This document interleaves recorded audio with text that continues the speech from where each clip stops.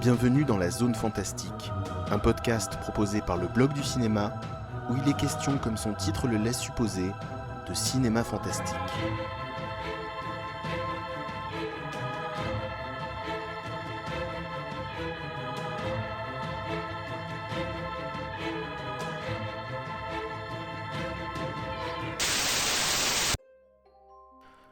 Chères auditrices et chers auditeurs, bienvenue dans la Zone Fantastique.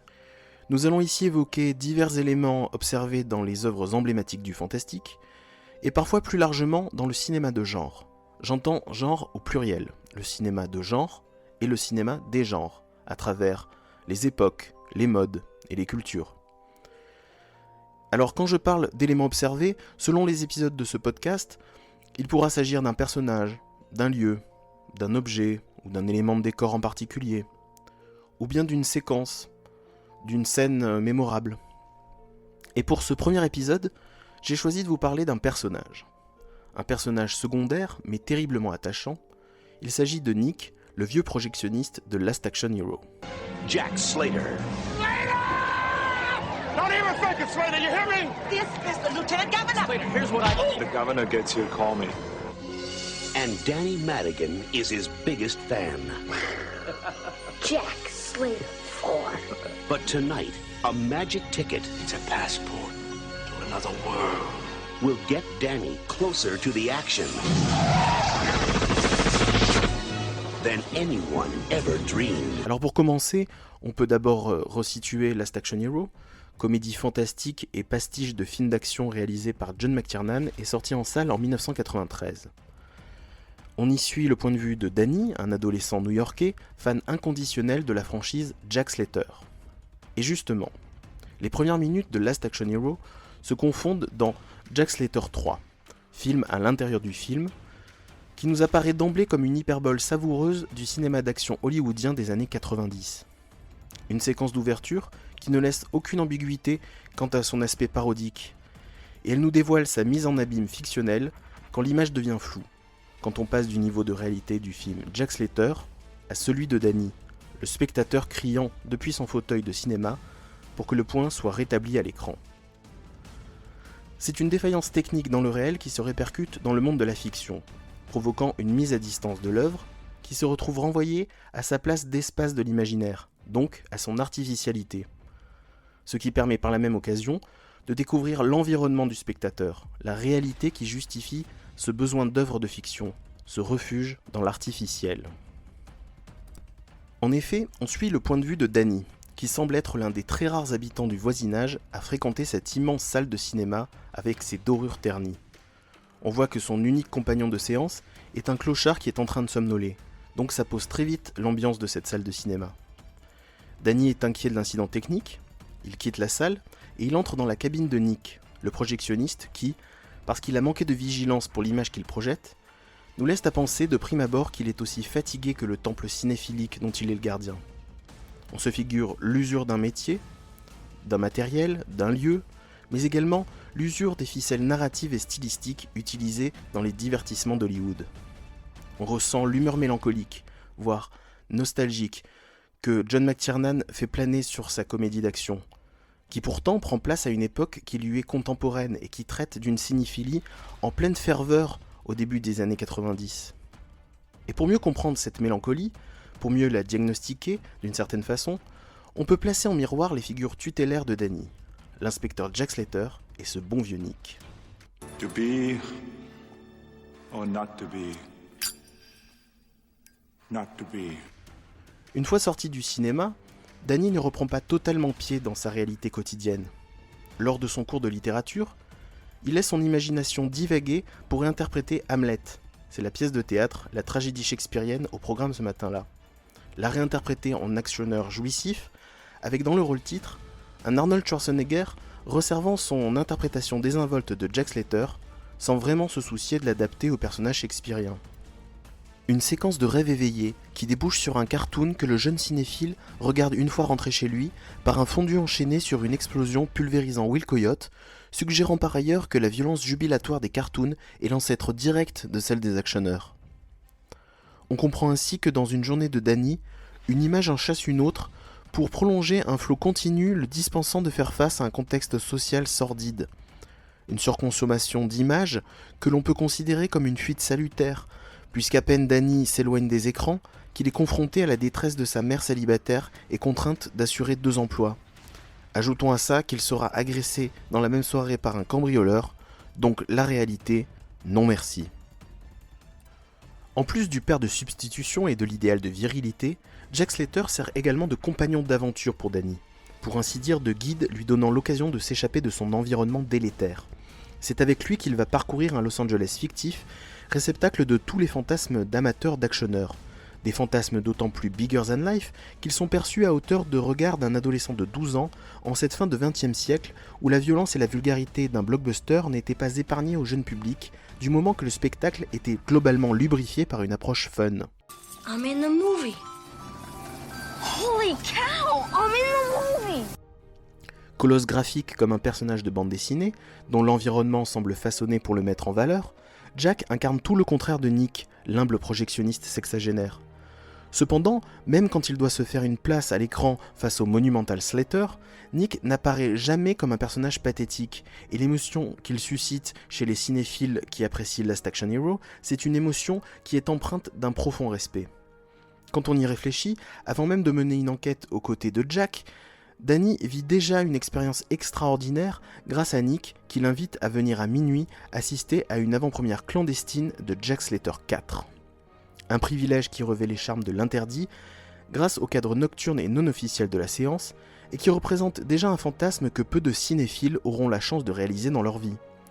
On voit bien que le vieil homme est fier du pouvoir que lui confère son emploi de projectionniste quand il ressort pour l'occasion un costume désuet, probablement oublié dans un placard depuis l'époque glorieuse de son cinéma. Is the print ready to roll? Oh, just a minute, young man. Aren't we forgetting something? A ticket. Oh, you gotta have a ticket, Danny, to see a movie. And have I got just the one? Il adresse alors à Danny 2 discours placés sur 2 degrés de réalité. Justement comme le film de John McTiernan est construit sur 2 degrés de réalité. D'un côté, ce qui peut plausiblement appartenir à sa modeste vie. De l'autre, ce qui relève plus probablement de la légende, de la magie. Dans le premier discours, il raconte comment il a commencé en tant qu'ouvreur dans ce même cinéma qui était alors un music hall pour gravir quelques échelons jusqu'à la cabine de projection. C'est pas grand chose, mais c'est toujours le spectacle. Une réplique où il se montre conscient de sa carrière sans grande ambition, et il se console en se rappelant que l'important est d'appartenir au monde du spectacle, de se vouer à une entreprise, un cérémonial plus grand que soi. Dans le second discours, Nick confie comme un secret d'initié l'histoire du ticket magique que lui aurait donné Houdini en lui assurant que ce précieux artefact qui ne paie pas de mine est transmis de magicien à magicien depuis des générations. Un mythe qui enrichit le précédent discours en superposant la pérennité du monde du spectacle à celle du savoir des prestidigitateurs, de ces artistes de l'illusion, du mensonge fabuleux, des zones d'ombre entre le possible et l'impossible. Nick est un allié pour Danny parce qu'il est du côté de la fiction, du pouvoir de l'émerveillement constamment renouvelé, voire si possible surenchéri.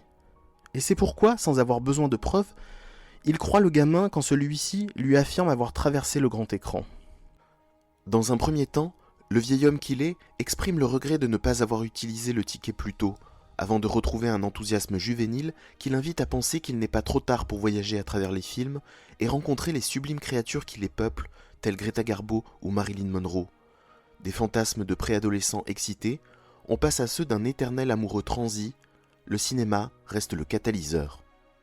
Forgive me for going on like that, sir. I'm a great admirer of your work, too.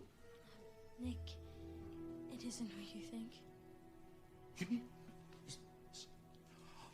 This is a wonderful moment for me, Mr. Slater. Quand Jack Slater se retrouve à New York, dans le niveau de réalité de Danny et Nick, il prend conscience avec douleur du caractère fictif de son monde. Honoré mais pas vraiment sidéré de rencontrer un personnage de cinéma, Nick cherche à relativiser le coup de blues existentiel de l'action hero en lui parlant d'homme à homme, arguant qu'il a lui aussi passé sa vie au cinéma, mais de l'autre côté de l'écran. Le temps d'une conversation amicale, Nick et Jack nous apparaissent moins différents qu'au début du film, et se rejoignent notamment dans leurs approches des difficultés. Slater ne vient pas d'un monde sans danger, bien au contraire. C'est justement parce qu'il sait surpasser les épreuves d'un monde peuplé de mafieux, d'armes en tout genre et d'objets prêts à exploser à la moindre étincelle que sa robustesse et son flegme sont admirables. Nick vit lui aussi dans un monde grouillant de menaces, plus ou moins frontales. Et il liste ces menaces dans une énumération qui résonne comme un écho à l'énumération que Jack adressait plus tôt dans le film à Danny pour l'avertir des innombrables désagréments qui l'attendent au sortir de l'enfance. Alors certes, Nick n'est pas aussi robuste que Jack, mais il possède tout de même une force, sa propre force, qui réside dans sa volonté de préserver le pouvoir d'émerveillement du monde du spectacle, tout en gardant une pleine lucidité quant aux pollutions diverses du réel, qui rendent justement l'émerveillement nécessaire. Les pieds pataugeant dans le réel, le regard tourné vers la fiction, Nick est un personnage à cheval entre deux mondes, l'un terne et l'autre éblouissant, l'un navrant et l'autre réjouissant, l'un déliquescent et l'autre effervescent. En symbiose avec sa majestueuse salle de cinéma, navire fantôme échoué dans la nuit new-yorkaise, le projectionniste personnifie le charme paradoxal de la 42e rue. Pour vous poser vite fait le contexte de New York de cette époque, la 42e rue c'est une artère dans le prolongement de Times Square, et jusqu'à la fin des années 80, c'était l'épicentre de la vie nocturne, en tout cas d'une certaine vie nocturne. La rue était jonchée de peep-shows, de tripots, de bars interlopes, mais également de cinéma dédié au porno ou aux films d'exploitation en tout genre. Vous pouvez voir à quoi ressemblait la 42e, par exemple dans Taxi Driver de Martin Scorsese ou dans Basket Case de Frank Henenlotter. Au moment où Last Action Hero sort en salle, la ville de New York a déjà commencé sa politique de nettoyage, de gentrification du quartier. On est donc en train de tourner la page de cette époque où les néons des peep-shows miteux côtoyaient les affiches kitsch et racoleuses des films d'exploitation, allant du kung-fu à la blaxploitation en passant par l'érotisme et le cinéma gore. Le Pandora, le cinéma dans lequel officie Nick, n'est pas clairement situé dans la 42e, et d'ailleurs le cinéma qui lui prête sa façade et ses décors intérieurs se trouve en réalité à Los Angeles. Mais ce temple comme son gardien, le vieux Nick, qui tentent tous deux de subsister dans la frénésie et la crasse urbaine, nous évoquent le paradoxe d'une époque révolue, où un quartier crapoteux pouvait loger l'un des plus grands territoires de fantasmes cinéphiliques. Most of my life's been movies too. Well, showing them, but that's all over for me now. Voilà, j'espère que ce premier épisode vous a intéressé, vous a donné envie de revoir le film de McTiernan, mais également d'autres films célébrant la magie du cinéma ou l'ambiance de la 42e rue. Avec ce podcast, on explorera ces moments de grâce dans le cinéma fantastique, entre le merveilleux et l'épouvante, entre poésie et trouble, là où le fantastique offre au récit des ouvertures vers l'extraordinaire. Si vous avez apprécié cette émission, n'hésitez pas à vous abonner, et on se retrouve prochainement pour de nouveaux épisodes où il sera question d'un cube maléfique et d'un vampire typiquement 80s. À bientôt!